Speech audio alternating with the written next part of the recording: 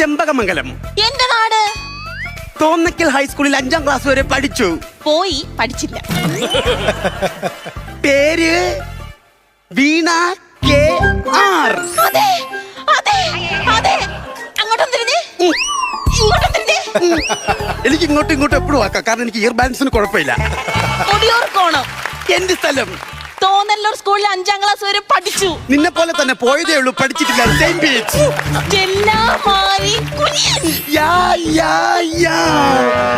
ഒന്നായി പഠിച്ചവരല്ലേ, രണ്ടായി പഠിച്ചവരല്ലേ.